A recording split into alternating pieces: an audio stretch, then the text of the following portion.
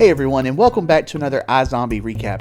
This is for episode 5 of the final season. Let's go ahead and get back into it.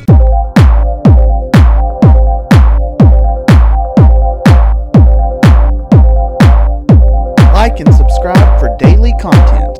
We start out with an underground DJ inviting all his listeners to an 80s themed party. After that, we cut to Blaine being interviewed by the reporter he met last episode. He's still trying to impress her, but she's on to him and his involvement in the murder of the former mayor.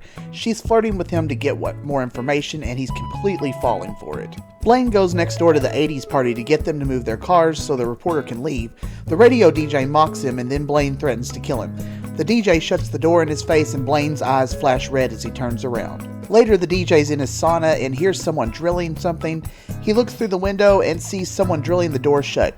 Now, we don't see who's doing this, but they crank up the heat, which ends up killing the man. Liv and Ravi show up at the house to investigate, and Clive slips on the floor and injures his back and is wheeled off on a gurney. The DJ's girlfriend tells them that the neighbor threatened them the night before, and Liv and Ravi go next door to find out who that is. They're greeted by Blaine, and he tells them that yes, he did threaten the victim. The reporter apparently stayed all night at Blaine's and honestly looked a little guilty as she tells Liv and Ravi that Blaine never left the house all night. Liv does her thing and eats the victim's brain to get more information, and the reporter from Blaine's arrives at the morgue. She slips in unnoticed and eats some of the victim's brain. I didn't think she was a zombie at first, but then again, the brains look like food, so maybe she just needed a snack. The reporter tells Liv and Ravi that she has no idea if Blaine left the house. She was in her room all night and didn't see him. She questions them a little about the murder of the mayor, and then she leaves. With Clive out of commission, Liv and Ravi start to interrogate some of the victim's friends. Liv is already feeling the effects of the victim's brain and completely full of herself. A friend of the victim tells them that the girlfriend's ex may be a suspect. At the memorial, they run into the principal of the school, who seems to also have some issues in the past with the victim. They also find the girlfriend's ex, and he's blanked out completely, something that's affecting the zombies in Seattle, it seems. Liv has a quick flash to see the principal of the school upset with the victim. Ravi goes home and finds Major in a foggy mental state.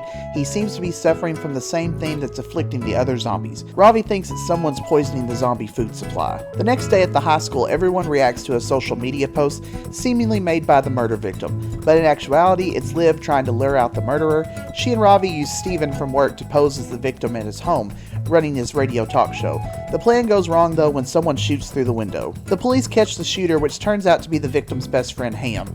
He somewhat confesses to being jealous of the victim, but I wasn't quite sure if he confessed to the murder. They arrest him as Liv has another vision, this time to when one of Blaine's men delivered a zombie cure to the victim's girlfriend. Meanwhile, the reporter is at the scratching post and she tells Donnie that she ate some of the victim's brain and she had the same vision as Liv had. Apparently she is a zombie. Donnie's a little drunk and he tells the reporter that Blaine was in love with Peyton, and the reporter wonders if this has something to do with the mayor's death and why Peyton is now in that position. She goes to Peyton and tells her everything she's heard.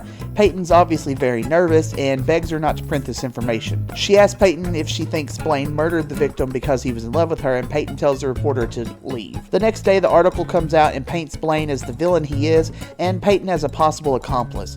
Peyton's devastated as she was supposed to go to DC to lobby for zombie rights. Meanwhile, Ravi's upset as well over an article that was published suggesting that certain children's brains are the cure to the zombie infection. As news spreads about Blaine, someone shoots up his home. The episode ends with Major being told that several of their zombie prisoners on ice have disappeared.